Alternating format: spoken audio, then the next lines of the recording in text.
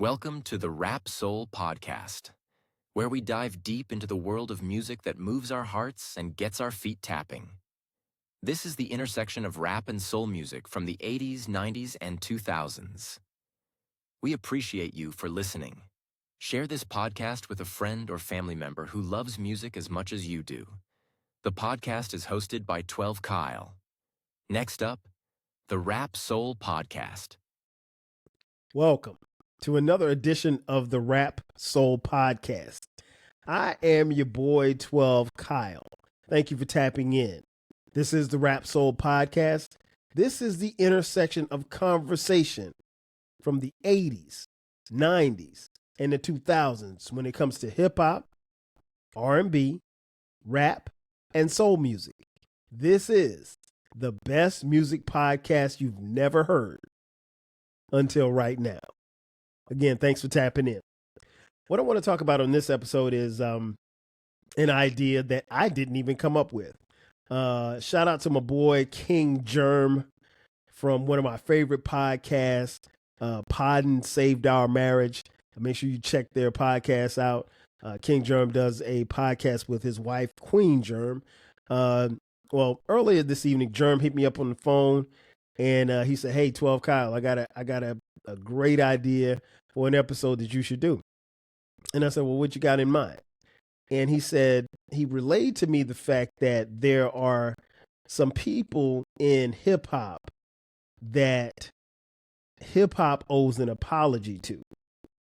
And at that point, it caught my attention because he's right. There are several people in hip hop that hip hop owes an apology to. And we started kicking around the idea, and I said, okay, yeah, I'll definitely talk about that. And again, I got to thank Germ because this wasn't an idea that I came up with. But there are people who have been, not necessarily celebrated, in some ways ridiculed, made fun of, disrespected, and a myriad of things in hip hop, and undeservedly so. And on this episode, what I'm going to do is bring to you 5 people, as well as one honorable mention, 5 people in hip hop who I think hip hop owes an apology to. And these are in no particular order. As someone like me who is a hip hop fan, I've been listening to hip hop probably a lot longer than most of you who are listening. I want to say I started listening to rap at the time, somewhere around 1983, 1984. At the time of this recording, I'm 52 years old. So I've literally been listening to rap music, not since day one, but close enough to day one. I do remember the Sugar Hill Gang. I do remember Grandmaster Flash and Melly Mel, but rap wasn't something I was listening to on a day-to-day basis. Probably not until I started hearing Run DMC. So I go way back. So even in saying that, in so many words, I know what I'm talking about, right? Am I the guru of hip hop? Probably not, but I'm pretty close to it. Nonetheless, here are some people that I think hip hop owes an apology to. And I think some of you may owe an apology to some of these people. And if you do, apologize, because they are worthy of an apology. With that being said, I will begin. Again, these are in no particular order. First up, Eric Lynn Wright, a.k.a. Eazy-E from NWA. Rest in peace, first and foremost, to the great Eazy-E. I think hip-hop owes an apology to Eazy-E. And the reason why I say that is because I was around. I was outside when NWA came out. I was outside when Eazy-E came out in 1987. I'll never forget my homeboy Jay Fresh. Shout out to Fresh. Fresh gave me the copy of the NWA and the Posse tape. And on that tape, it was, some guys from LA. I'd never heard of these guys. I don't even know how he found that tape. But he put me on that tape, and that tape led me to listen to them. And it led me to listen to Eazy-E, because Easy Does It came out in 1988, the greatest year in hip hop. And then subsequently NWA would release Straight Outta Compton, their debut album, later that year in 1988. But the reason why I think hip hop owes Eazy-E an apology is because when Eazy-E came out, he was blamed for gangster rap. Now be clear, what we deemed to be gangster at the time was kind of like what they were rapping about. But here's the thing, was Eazy-E the reason for gangster rap? No, because there were people, quite honestly, who had been rapping some of the ghetto street tales that Eazy-E was rapping about prior to Eazy-E. But most people will refer to Eazy-E as the godfather of gangster rap, and that's cool. The flip side of it is that being called the godfather of gangster rap is a compliment for most. But there's a segment of society that hated Eazy-E, and they hated NWA. And they blamed gangster rap on any and everything. Now, if you were around in the 80s, you know, first and foremost, Eazy-E and NWA are from LA. If you're around that time, you know that the gang violence, Bloods and Crips, were on fire, literally. I mean, like the streets of LA were on fire. I don't know how many, I mean, you can Google it, but like, I think in the mid to late 80s, there were more bodies dropping in Los Angeles and Metro LA from gang violence than ever before and ever recorded in a period of time. And so what Eazy-E always said was they were reality rap, and they were just rapping about the stuff that they saw and the stuff that they went through. Ice Cube always talks about how like they were, you know, just guys who had their ears to the streets, and they were reporting what they were witnessing on the streets of LA. And so Eazy-E really caught a bad rap, so to speak, because like, again, while his music was in your face, his music was homophobic, it was misogynistic, it was violent, it was very scary at times. And also it was a jam. And it was also funny. And it was also music that I think, even for someone who was as young as I was at the time, could differentiate between what's reality and what's not reality. And I think Eazy-E caught a bad rap because I think in a lot of ways, his music, or gangster music in particular, really was blamed for a lot of the violence that we saw and heard about in Los Angeles. Now, keep in mind, I didn't grow up in Los Angeles. I grew up in Florence, South Carolina. And so when I would hear about the violence, it would always be on the national news. None of that stuff was never covered in, I mean, because why would someone in South Carolina be talking about, you know, the gang violence in LA? But on the national news. And I mean, like when Tom Brokaw of NBC is leading off the national news talking about, 13 people got killed the night before in LA, you know it's a problem. But slowly but surely, particularly on the political sense, they moved it from, instead of looking at the reasons why there were gangs or reasons why the violence was increased or reasons why they could probably look at stopping it, they said, no, we're going to point at this guy. We're going to point at this guy and his group, and we're going to single them out. And again, while Eazy-E never, I think, really got the fair shake that he should have gotten, because he took the brunt of all that. Now, Eazy-E is also a smart businessman. Eazy-E understood that, you know, any publicity is good publicity. And so they kind of rode the wave of that. But I don't think, you know, not only, I mean, being called the godfather of rap is a good thing. The godfather of gangster rap is a good thing. But being blamed for the ills of society, for crimes that were committed in certain communities, I don't think that was cool. And I think hip hop and society owes Eazy-E an apology. Next up, and again, these are no particular order. Hip hop owes an apology to Jeffrey Atkins Sr., aka Ja Rule. Ja Rule came onto the scene, I want to say in like 1999. I remember his first album.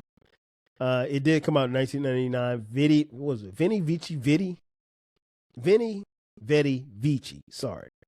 And Ja Rule had a smash on his hands. He released that album.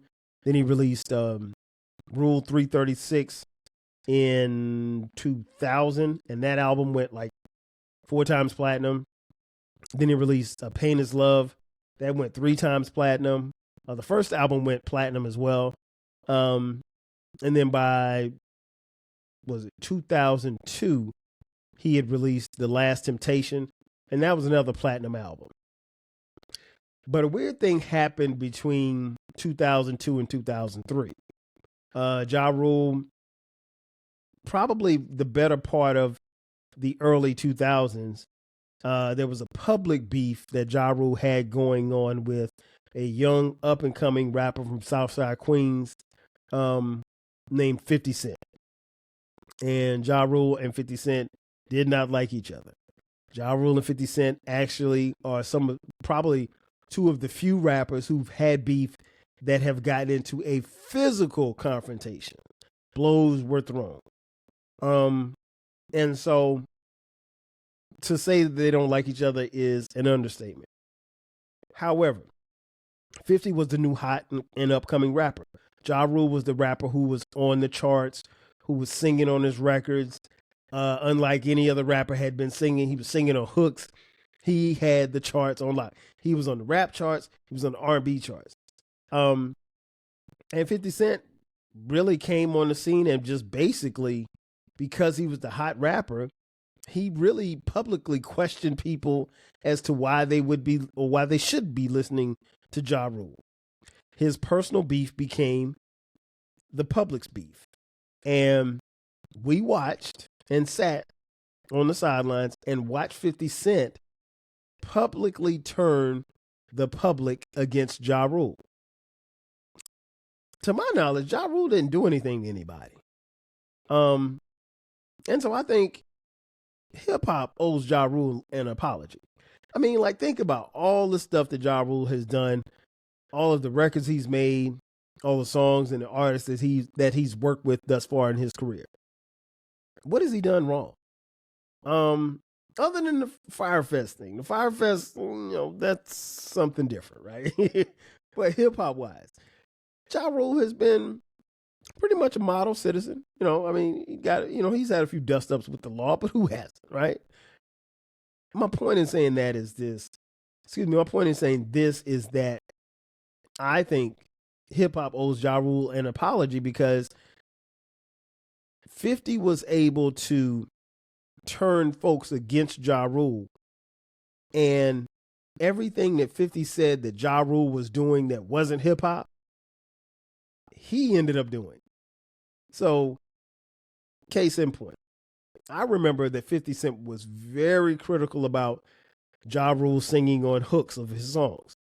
And prior to that, really, you didn't hear rappers really singing on hooks. Rappers normally would get other people to sing on the hooks. I mean, the greatest hook man in rap history is Nate Dogg, right? Rest in peace. So if you didn't get Nate Dogg to sing on your hook, you probably got a woman to sing on your hook if you were in hip hop.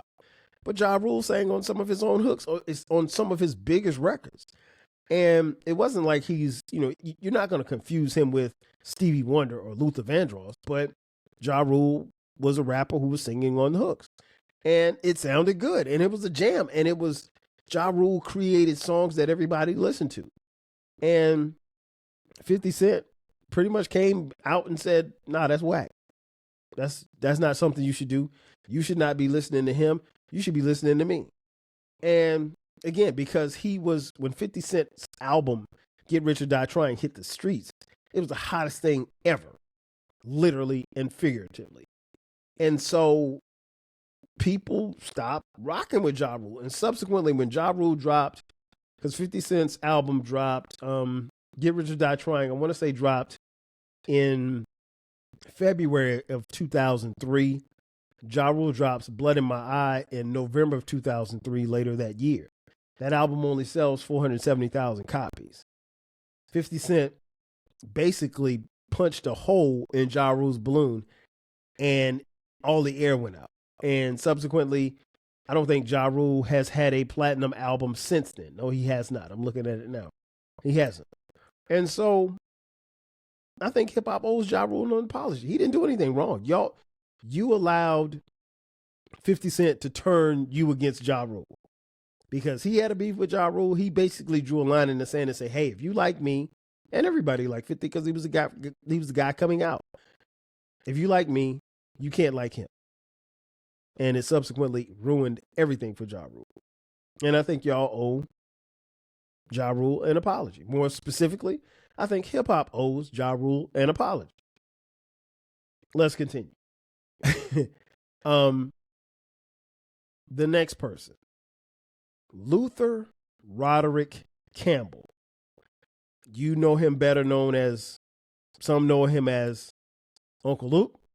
Some know him as Luther Campbell. Or if you're like me, you go way back with Uncle Luke, you know him as Luke Skywalker from the 2 Live Crew. I think hip hop owes Uncle Luke an apology. I think Uncle Luke is never recognized as a pioneer that he is.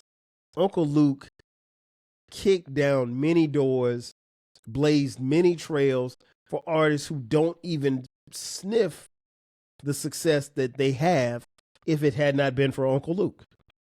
Now, granted, Uncle Luke's music was sexist, it was misogynistic, it was homophobic, it was a little bit of everything. It was nasty, it was vulgar, it was, laced with profanity, and it jammed.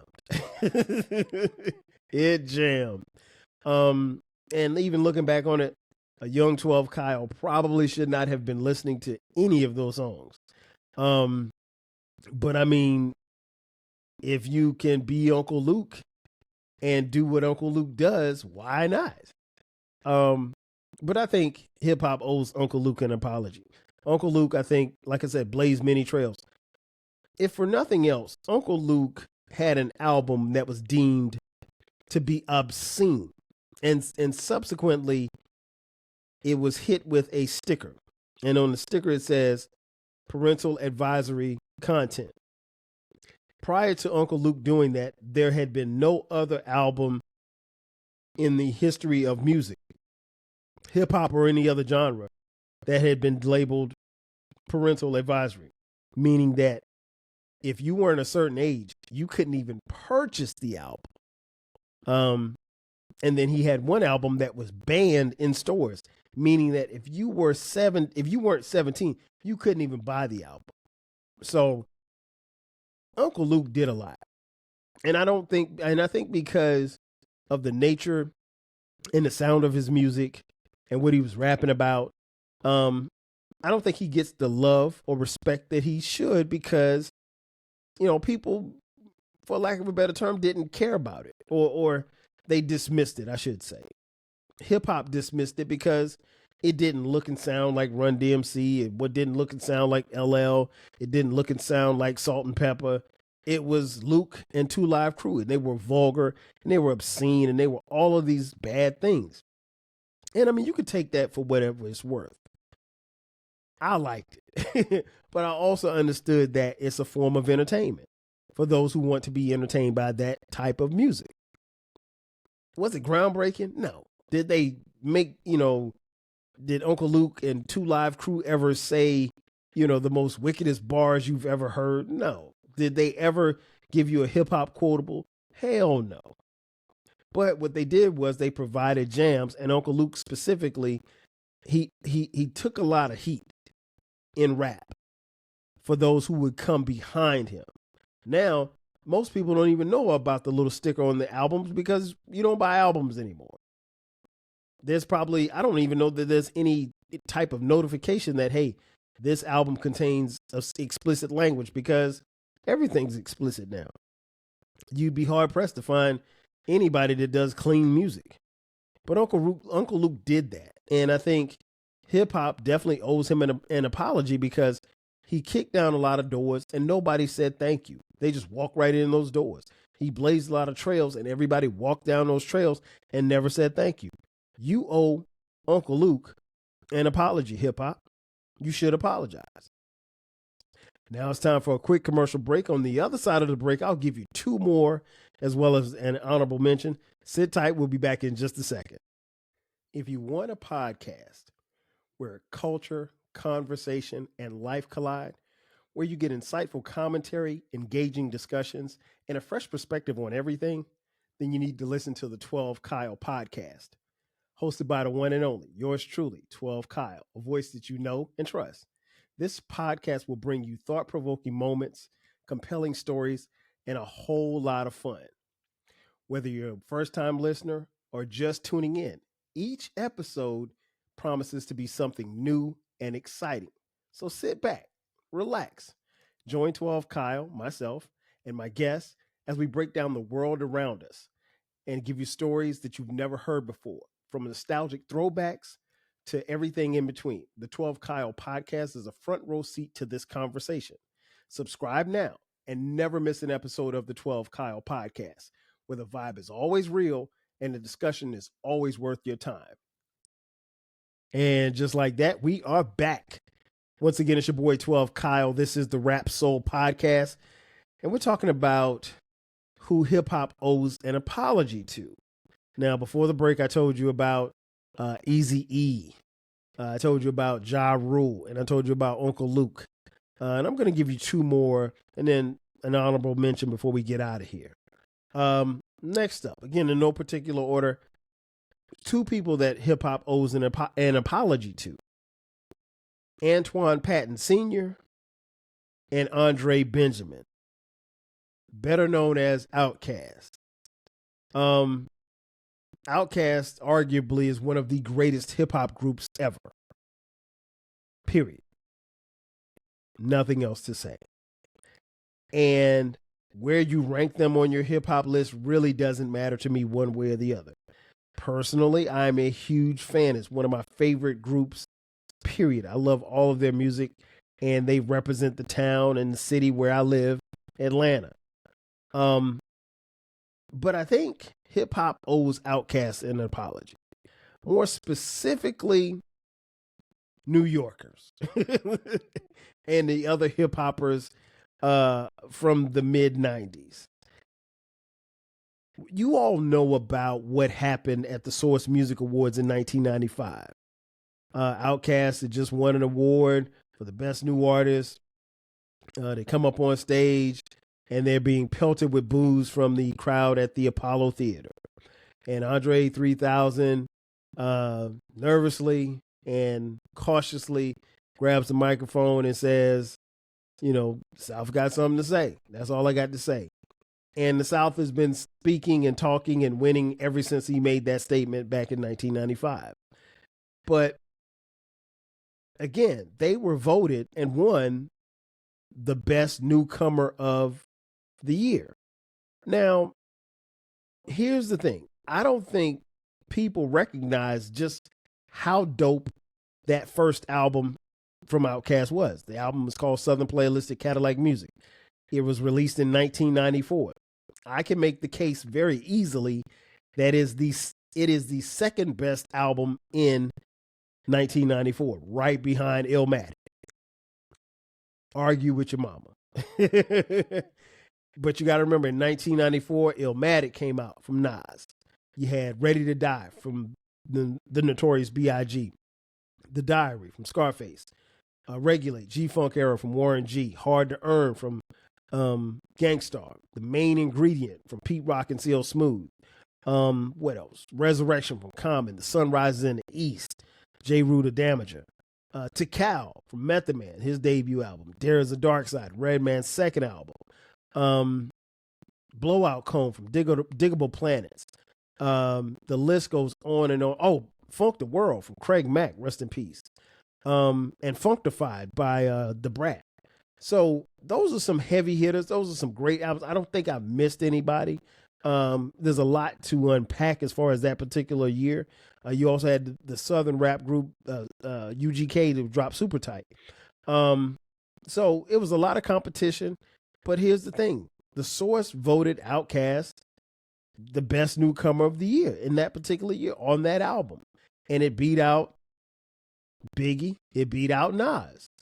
And you say what you want, but I think hip hop really was not ready to open their ears, more specifically New York, because at the time, a lot of New Yorkers, and I can say this because I was outside and I was in college at the time, and I went to school with a lot of cats from New York. They weren't trying to hear no super lyrical rap dudes from the South, more specifically Atlanta. And these dudes could rap their asses off. That was the difference. And I'm not saying that we didn't have rappers in the South prior to OutKast coming out in 1994, but the thing is that they were just on a different vibe and a different level. And I take nothing away from UGK. I take nothing away from Ghetto Boys or, Uncle Luke or anybody else who came prior to OutKast arriving on the scene in 1994. But I think hip hop owes OutKast an apology for that particular night because they were recognized for something that they did that was incredible. They were the newcomers of the year. And no, they weren't Keith Murray, who also dropped an album that year. They weren't Redman. They weren't Method Man. They weren't Nas. They weren't anybody. They were just OutKast. They were two dudes from Atlanta, Georgia, who could rap their asses off. And hip hop didn't recognize them as that. The Source did that night, but hip hop didn't. And it took a few more years and a few more albums really for OutKast to be recognized and get the recognition and the respect that they damn well deserved at that particular time. So no, hip hop, you owe OutKast an apology for that particular night. And you also owe OutKast a debt of gratitude because you really put the battery in their back and they went harder. And as they went harder, other Southern acts went even harder. And the South, Atlanta in particular, got even closer and tighter. And then they started on their run. And their run has lasted for the better part of the last, 20 years or so? But no, hip hop, you owe OutKast an apology. That disrespect at the Source Awards was terrible. But even outside of the Source Awards, OutKast in 1994 was not respected. They were not. Again, I can make a case that is I've heard people call it a classic album. While I won't call it a classic album, it's a 4.5 mic album. There's no doubt about that. That album is cold, and it's still cold to this day. But hip hop kind of brushed them off. I don't think people really in hip hop started appreciating OutKast until the third album. But by then, they were superstars by then. And it was like, oh, okay, yeah, y'all can rap. Come on, y'all can hang with us. Too late. Hip hop, you owe OutKast an apology. Next up. And I saved this one for last. And because, again, it was in no particular order, but it really could have been first. Hip hop, you owe an apology to Stanley Burrell, a.k.a. MC Hammer. MC Hammer may be the most disrespected figure in hip hop history. MC Hammer blazed a trail and opened doors for almost every rapper that you see of today. The problem is that Hammer garnered a lot of success, and people hated on Hammer for being successful. Hammer made a lot of money. People hated on Hammer for making money. Listen to what I just said. People hated on Hammer because he had commercial success and he garnered a lot of money. In what world do you get mad at somebody for making money? He wasn't hurting anybody. He wasn't saying anything controversial. His music could be played at a high school game. It could be played at church. Hammer was just that person, and everybody knew Hammer. It didn't matter if you were white, black, Mexican, no matter what, Asian. Everybody knew you can't touch this. And here's the other thing that people never talk about. That album, Please Hammer, Don't Hurt Him. Everybody had that album. That album sold like 12 million copies. Every single person that I know had that album. I mean, like, it's unreal. And people just really just shitted on Hammer like he was a bum. Now, Hammer lost his money, and that's a whole nother case for something else. But Hammer had success. And since when do you look down on someone who has commercial success?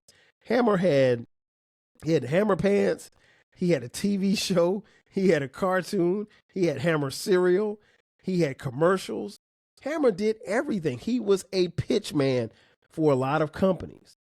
And I mean, like, people in hip hop treated Hammer like that was something wrong to do. Like, you wasn't supposed to want to make money. And I get it. Here's the thing. For a long time, especially in its infancy, hip hop wasn't about making money. It was about, getting heard on the radio, getting airplay. That's what it was about. So I get and I understand if you come from that perspective. However, to ridicule, to persecute, and to just all out defame someone for being successful commercially, it's not cool. Hip hop owes Hammer a huge debt of gratitude and a huge apology. Hammer was the one who opened the doors for MTV, for rap artists to get played on MTV. Because here's the thing, nobody was, outside of Run DMC, nobody was really checking for, artists like that on MTV. And I'm not talking about just on Rap City. Hammer could get airplay right behind, Van Halen. His videos could get played right behind Van Halen, which no other hip hop artist could say at the time. And Hammer put on a show. When you went to a Hammer show, you got a show. Hammer wasn't one of those people walking back and forth with the microphone, cussing, grabbing his nuts, nothing like that. Hammer was about a good time. And when you saw Hammer on stage, you had a good time. Hammer, other than the Funky Headhunter album, you never even seen Hammer not smile. Hammer had he was always smiling. He was always in a good mood. He was always cheerful. He's one of the few people in hip hop, and I say this honestly and sincerely. He's one of the few people in hip hop I would really genuinely love to sit down and have a conversation with. Because he's such an interesting figure. And I found it interesting that a couple of years ago when hip hop was celebrating its 50th birthday, and you had all these celebrations and all of these dedications and events and stuff, concerts and stuff, where was Hammer? Hammer was nowhere to be found. Now, I found out later that Hammer was invited to almost all of these things and Hammer turned it down. And I don't blame Hammer. I don't blame him because, they shitted on him back in the day. Not everybody, but a lot of people did. And even a lot of his comrades in the rap game. There were people that talk trash about Hammer. And trust me, Hammer ain't somebody you want to talk trash about. Because Hammer and his people will see you in them streets. Don't get it twisted. Don't think the baggy pants. Hammer was gangster. So I'll just leave it at that. I mean, you can go YouTube Hammer and some of his gangsterisms and you'll get some stories. But besides all of that, I mean, again, it was just disrespect, man. I mean, Hammer, I think, should have been, he should be looked at as a pioneer. He should be looked at as someone who garners respect and love. And I hope Hammer understands that, there's a legion of people, myself included, who love Hammer. I love seeing him perform. I loved, his albums. And I love going back and watching the videos, man, because they always put a smile on my face because Hammer was smiling. He always had a good time. And I think, he's one of those people, man, that I think hip hop really should give their flowers to. And don't get it twisted. Hammer is in his 60s now. Hammer can still dance. I've seen some videos of Hammer recently. Hammer can still dance. Hammer, you could put Hammer on any of these award shows and he would turn this mother out. And last but not least, honorable mention who hip hop should owe an apology to. And some people may not give this guy an apology. J. Cole, Jermaine Cole. Jermaine Cole, one of the best young MCs in the game right now. I don't know if I should call him young because he's a little bit older than what he used to be. But J. Cole, I think, is a phenomenal MC. One of the best. Definitely one of the best. I like listening to his music. I think he's a solid dude. As many of you know, J. Cole was at the time of this recording last year. J. Cole was in a situation where he and Drake referred to themselves as the big three on a record. Kendrick Lamar, someone who J. Cole, at least from what I can tell, is very cordial with. I'm not going to call them friends, but they're cool associates. I'll say that. Kendrick Lamar said, no, it's not a big three, it's just Big Me. And he took offense to the fact that J. Cole would say that. Even though he and J. Cole have, like I said, I think they've done songs together. There's been talk about them doing a joint album, but I don't think that's ever going to happen. And Drake and J. Cole took offense to it. J. Cole dissed Kendrick Lamar, and so did J. Cole. And when J. Cole dissed Kendrick Lamar, he put the record out, and the record was out maybe 48 hours, and he went on stage and he apologized to his audience, saying that he couldn't sleep, and he was stepping out of that beef because he didn't want anything to do with it. He loved Kendrick Lamar. He gave him all the kudos, and he said, hey, man, if you want to take a shot at me, go ahead. He said, my chin is out. You can take a shot at me. I shouldn't have said what I said on that record. And subsequently pulled the record off like streaming platforms and everything. And so a lot of people went at J. Cole, and they were saying that J. Cole was a coward. He was a punk. He shouldn't have backed out. And then there's some that said, after seeing what happened, after seeing the carnage that was left, of Drake after Kendrick Lamar finished with him, some people said, hey, you know what? J. Cole didn't make a bad move by bowing out of that beef. And I'm sure he sleeps well at night and he's doing fine mentally. His mental health is much better that he did not have to get those bars that Drake got. So that bears the question, does hip hop owe an apology to J. Cole? Some will say that J. Cole is owed an apology because of the vitriol that he received when he backed out of the beef. Others will say, no, he doesn't deserve an apology, but he cannot be mentioned amongst the greats. Where people fit, I don't know. I'm somewhere in the middle. I'm not mad at him for bowing out. I just don't think like you can put out that song and then back away from it. Because once you put it out, it's almost like saying something. Once you say something, it's said. You can't put it back in your mouth. And so I get where Cole is coming from. But I think when Cole gets back in the booth and he starts rapping, he can't mention or try to convince people that he's one of the greats because he had a chance to be in something, a huge battle, and he bowed out. He was Trey in Menace to, in Boys in the Hood. He was Trey in Boys in the Hood. He asked Doughboy to let him get out the car. Let me out, Doe. Let me out, Doe. And I know King Germ's gonna hear this because Germ loves J. Cole, and so I know Germ is not happy with this. But hey, Germ, it is what it is. And I told you this before. So there are some people that owe J. Cole an apology. I'm not one that's going to give him an apology. I think he did the smart thing by bowing out of the beef, but I also think like he probably should have never made that song because you knew what that little dude from Compton was capable of. And I don't think Drake knew what that dude from Compton was capable of. And he found out. He found out quickly, and he found out repeatedly. And he's going to continue to find out should he say anything else about Kendrick Lamar.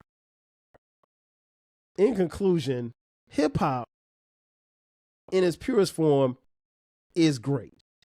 I think hip hop also has to do a better job of looking itself in the mirror and being very critical of what it does or what it doesn't do. And like I said from the beginning, it's okay to apologize sometimes. Sometimes you're wrong. And I think for Eazy-E, for Ja Rule, for Uncle Luke, for Big Boy and Dre, for MC Hammer, and possibly J. Cole, hip hop was wrong. And at the end of the day, it takes a bigger person to understand when you're wrong and just say, you know what? Hey, what? You know what? I'm going to tell you this. I apologize. And when someone apologizes, it evens everything out.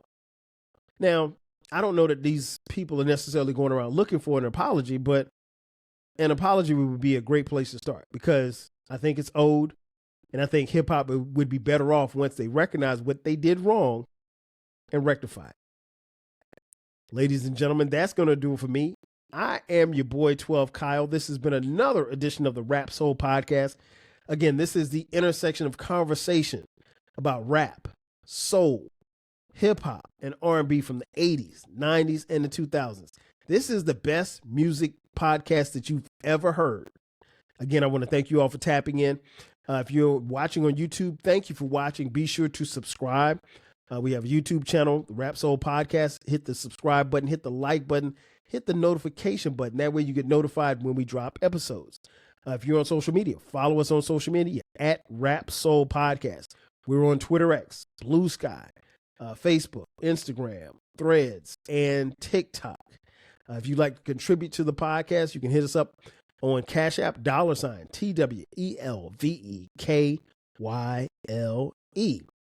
Be sure to support the flagship station. It is called the 12 Kyle Podcast. The 12 Kyle Podcast drops every Thursday at midnight, and we also drop bonus episodes on Sundays at midnight. And just keep supporting it and keep supporting it. We will appreciate it. Again, that's going to do it for me. I am your boy 12 Kyle with another edition of the Rap Soul Podcast, talking about who hip hop owes an apology to. That's going to do it for me. I'll catch you guys next time. 5 G's. Cheers. Thank you for listening. This concludes the episode. Be sure to subscribe to the Rap Soul Podcast. You can find the podcast wherever you get your podcasts. Follow the podcast on social media.